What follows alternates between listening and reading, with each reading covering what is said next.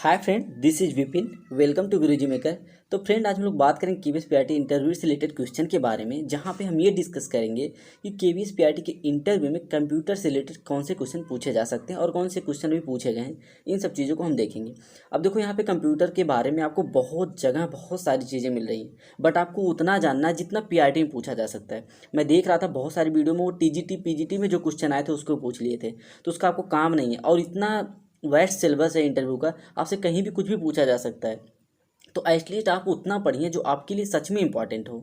वो नहीं कि आप कंप्यूटर के बारे में आपको पढ़ना है तो पूरा पढ़ रहे हैं आप। अगर नॉलेज है तो बहुत अच्छी बात है, नहीं है तो एटलीस्ट आपके पास इतनी नॉलेज होनी चाहिए जितना मैं बता रहा हूँ, और इससे बाहर आपका कोई भी क्वेश्चन शायद नहीं होगा। ठीक, तो हम फटाफट क्वेश्चन पे बात करते हैं। तो अगर हम पहले क्वेश्चन की बात करें तो फादर ऑफ कंप्यूटर आपको पता होना चाहिए, ये पूछा जा सकता है, सबको पता है, चार्ल्स बेबेज हैं। ठीक, मैं कुछ क्वेश्चन को फटाफट बताते चला जाऊंगा उसके आंसर को, जिसमें आपको दिक्कत हो थोड़ा सा पॉज करके उस चीज़ को देख लीजिएगा। ठीक, जो बहुत सिंपल उसको छोड़ दूंगा। पहला क्या है, father of computer Charles Babbage ji हैं। उसके बाद अगर पूछ ले व्हाट इज़ कंप्यूटर, तो आपको आसान भाषा में बताना, ज़्यादा टेक्निकल लैंग्वेज नहीं, बस इतना बताना है कि जो चीज़ों को आसान कर दे वही कंप्यूटर है, जो हमारे मैथमेटिकल कैलकुलेशन को आसान कर दे वही कंप्यूटर है। ठीक, अगर हम यहाँ पे बात करें फुल फॉर्म ऑफ कंप्यूटर के बारे में, तो आपको कॉमनली ऐसे डायरेक्टली पूछ सकते हैं कि कंप्यूटर का फुल फॉर्म आप बताइए। अदरवाइज आपसे ये भी क्वेश्चन पूछा जा सकता है कि कंप्यूटर में पी का मतलब क्या है, या टी का मतलब क्या है, या एम का मतलब क्या है। तो आप उसको आसानी से देख लीजिए, मैं बोल दे रहा हूँ, आप सुन के, या सबको पता होगा इसके बारे में, बट मैं बता दे रहा हूँ। Common operating machine purposely used for technological and educational research. ठीक, बस इतना ही जानना है आपको। उसके बाद आपसे पूछा जा सकता है what is input device, what is output device. तो आपको ये एटलीस्ट ये पता होना चाहिए इनपुट डिवाइस होती है, जैसे माउस हो गया, कीबोर्ड हो गया। ठीक, ये सब क्या है, हमारे इनपुट डिवाइसेस हैं। जॉकी स्टिक हो गया।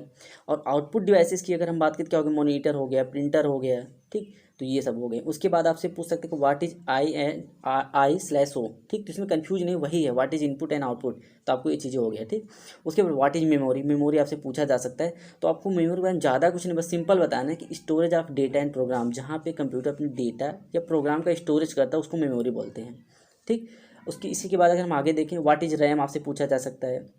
अब रैम क्या है, ये टाइप्स ऑफ मेमोरी, मेमोरी देखा जाए टू टाइप्स के हैं। आपको यहाँ पे नीचे तीसरा क्वेश्चन दिखाई दे रहा हो, टाइप्स ऑफ मेमोरी, तो टू टाइप्स के होते हैं। एक रैम होता है, एक रोम होता है। रैम का अगर फुल फॉर्म की बात करें तो रैंडम एक्सेस मेमोरी होता है। रोम की बात करें तो रीड ओनली मेमोरी होता है। ठीक, बस आपको यहाँ पे इतना जानना है। उसके बाद अगर हम चले आए नीचे टाइप्स ऑफ रैम के बारे में, तो रैम दो टाइप्स के होते हैं। एक होता है एस रैम, एक होता है डी रैम। एस रैम का मतलब होता है स्टैटिक रैम, जिसको स्टैटिक रैंडम एक्सेस मेमोरी बोल सकते हैं, और डी रैम को डायनेमिक रैंडम एक्सेस मेमोरी।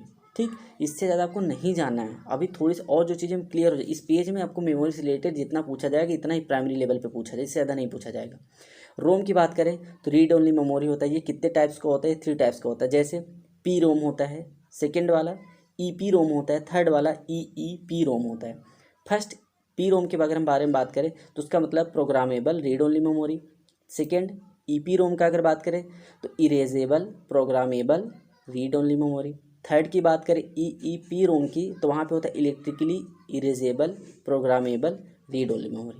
ठीक, तो आई थिंक ये रैम रोम का आपको क्लियर मैंने बता दिया। मेमोरी क्या होता है, जहाँ पे डेटा प्रोग्राम को स्टोरेज किया जाता है। कितने टाइप्स के होते हैं, 2 टाइप्स के रैम और रोम हो गए।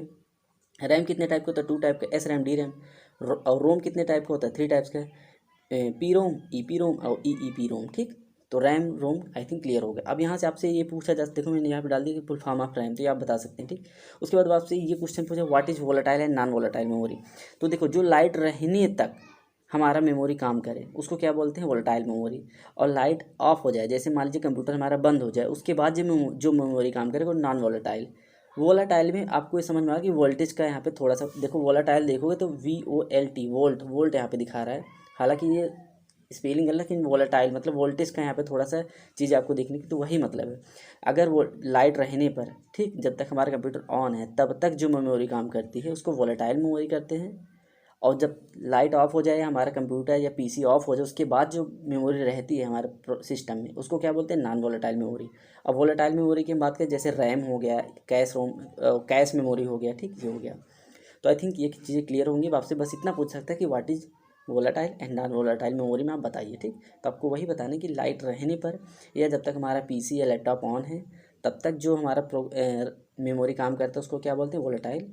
ऑफ रहने के बाद भी अगर जो हमारे सिस्टम जो भी डेटा स्टोर हो गया है उसको क्या बोलते हैं, नॉन वोलेटाइल में हमारे। ठीक, आगे हम चलते हैं। तो आपसे पूछा what is full form of CPU, central processing unit. सबको पता है व्हाट इज सीपीयू। सीपीयू काम क्या करता है, आप उसको इनपुट देते हैं वो आपको आउटपुट देता है। मतलब कहा भी जाता है कि माइंड ऑफ कंप्यूटर, मतलब कंप्यूटर का दिमाग कहा गया है इसे, मेन पार्ट ऑफ कंप्यूटर ये इसको कहा गया है। बस इतना ज़्यादा नहीं आपको बताना है। सीपीयू पूछे तो आपसे बस इतना बताइए सर, कोई भी इनपुट देते हैं तो जो आउटपुट हमको मिलता है, तो जो प्रोसेस होता है उसको सीपीयू करता है। बस इससे ज़्यादा नहीं जानना है। और आपसे पूछ सकते हैं कि what is full form of ALU, arithmetical and logical unit. ठीक, इससे ज़्यादा नहीं जानना है आपको। जितनी भी मैथमेटिकल कैलकुलेशन हो तो एएलयू के थ्रू होते हैं, बस और कुछ नहीं। उसके बाद what is hardware, what is software. तो हार्डवेयर और सॉफ्टवेयर का मतलब सिर्फ इतना समझिए, जिस चीज़ को हम छू सकें, महसूस कर सकें, वो हार्डवेयर है। ठीक, और जिसको हम नहीं छू सकते, ना महसूस कर सकते, देख सकते कि हाँ ये चीज़ें ऐसे हो रही हैं, इंटरनल प्रोग्राम है, तो वो क्या हो गया, हमारा सॉफ्टवेयर है। फॉर एग्जांपल, अगर किसी चीज़ जैसे कीवर्ड हो गया, माउस हो गया, मॉनिटर हो गया, सीपीयू हो गया, प्रिंटर हो गया, सब कुछ छू पा रहे हैं ना और देख पा रहे हैं, तो क्या हो गया, ये हार्डवेयर है। और एमएस वर्ड हो गया, एक्सेल हो गया, पावर पॉइंट हो गया, फोटोशॉप हो गया, ये सब क्या है, इसको हम सिर्फ प्रोग्राम इसमें कर रहे हैं। ठीक, ना इसको हम छू पाएंगे ना महसूस कर पाएंगे, बस चीज़ों को समझें हाँ ये चीज़ें हो रही हैं। तो क्या हो गया, प्रोग्राम जितने भी होते हैं क्या होते हैं, वो सॉफ्टवेयर होते हैं। आई थिंक ये चीज़ क्लियर हो गई। Difference between hardware and software वही, जिस चीज़ को हम छू सके वो हार्डवेयर है, जिसको नहीं छू सके वो सॉफ्टवेयर है। बस इससे ज़्यादा नहीं, एकदम सिंपल लैंग्वेज रखना है, क्योंकि आप प्राइमरी में तो आपको बच्चों को एकदम टेक्निकल लैंग्वेज में बोलेंगे, बच्चे को समझ में नहीं आएगा मतलब क्या है। ठीक, तो आपको जो बच्चे को समझाना है उसी लैंग्वेज में उनको बताना है इंटरव्यूअर को।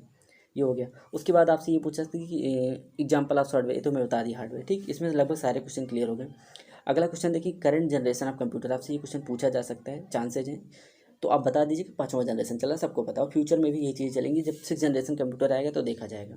उसके बाद हाउ कंप्यूटर वर्क, कंप्यूटर काम कैसे करता है। सिंपल सी बात है, हम इनपुट देते हैं, सीपीयू उस इनपुट का प्रोसेस करता है, जो भी प्रोग्राम वगैरह हैं सब प्रोसेस करने के बाद जो हमको आउटपुट मिलता है वही हमारा सब कुछ है। तो मतलब कंप्यूटर काम है कि हम इनपुट दिए, सीपीयू ने काम किया और हमको आउटपुट मिल गया, बस इतना ही है। अब अंदर कौन सा प्रोग्राम फिट है, क्या है, उससे हमसे मतलब, बस हमको इतना जानना है कंप्यूटर काम कैसे कर रहा है। इनपुट दिए, सीपीयू ने काम किया, हमको आउटपुट मिल गया, बात खत्म। ठीक, उसके बाद व्हाट इज़ एआई, ये पूछा जा सकता है, क्योंकि एआई का फुल फॉर्म अगर हम बात करें तो आर्टिफिशियल इंटेलिजेंस होता है। ये हर जगह इसका यूज हो रहा है, चाहे आप कहीं भी जाएंगे, मतलब अपने आप व्हाट्सअप में भी देख सकते हैं, आपने डीपी को चेंज कर सकते हैं एआई के थ्रू। ठीक, और आपकी डीपी को एक कार्टून के शेप में चेंज कर देगा। आप इस चीज़ को समझ में कहना चाह रहा हूँ। ठीक, ऐसे बहुत जगह चीज़ें जहाँ पे आर्टिफिशियल इंटेलिजेंस का यूज हो रहा है। ठीक, मैक्सिमम जगहों पे हो रहा है। उसके बाद full form of HTML, hyper text markup language. इससे ज़्यादा इसके बारे में नहीं जानना है। इसके बारे में डीप पूछने का मतलब ना TGT PGT लेवल पे चलेगा, जहाँ पे स्पेशली कंप्यूटर वाले हैं। तो बस आपका फुल फॉर्म याद है, बहुत है, इससे ज़्यादा नहीं जानना है।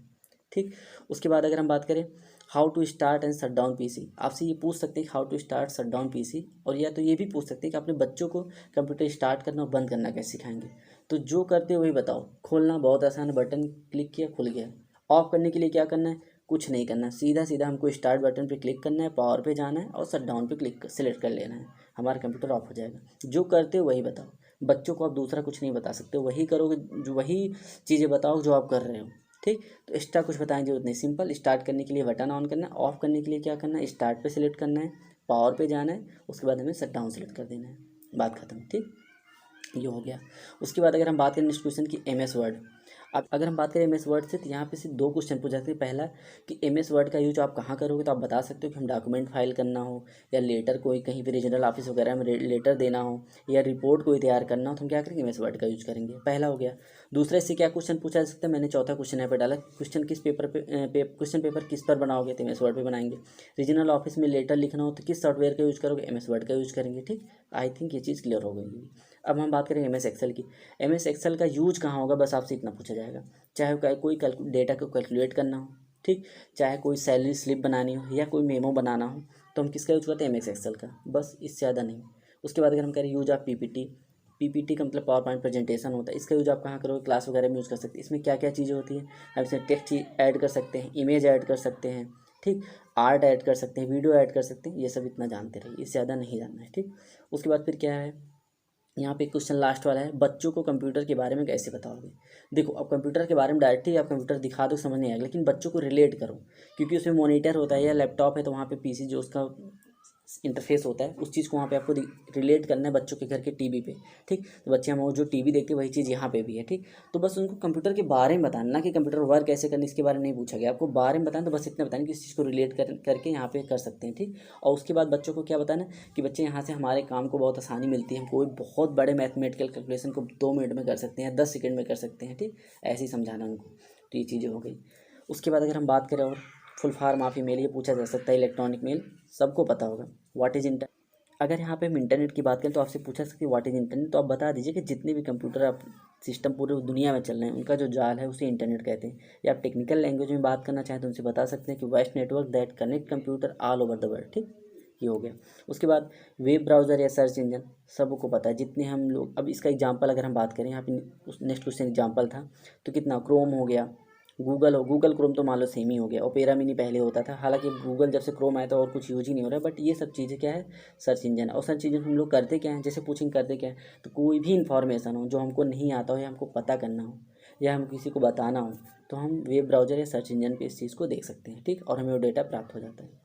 और एग्जाम्पल की बात करें तो मैं बताया ना, गूगल हो गया, ओपेरा मिनी हो गया, उससे पहले बहुत सारे थे, बट अब सारी चीज़ें खत्म हो गई। पहले यूसी ब्राउज़र भी था, ठीक।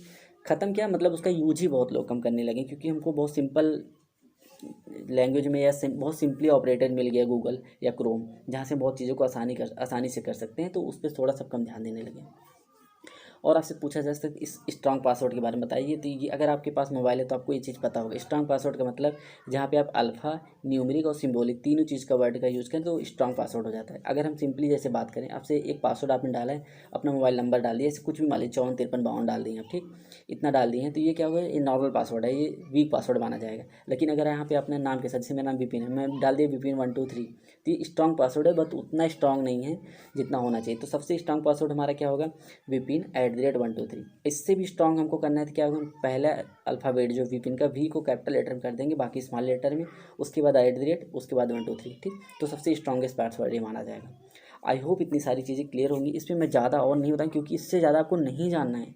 आपसे कंप्यूटर का वहाँ पे आप कंप्यूटर से रिलेटेड इंटरव्यू देने नहीं जा रहे हैं जो आपसे इससे ज़्यादा पूछा जाएगा। बस इतनी चीज़ों के बारे में आप पता है तो आप एकदम 100% कॉन्फिडेंट रहिए। नहीं पता है तो इतनी चीज़ देख ली, इससे ज़्यादा आपसे बाहर नहीं पूछा जाएगा। इसके अलावा अगर आपके मन में कोई डाउट वगैरह इससे रिलेटेड हो तो आप ज़रूर पूछिएगा। इससे बाहर की चीज़ों से आपका कोई लेना देना नहीं। आप आई होप आप ये चीज़ समझ रहे होंगे, क्योंकि PRT लेवल पर आप जा रहे हो, ठीक।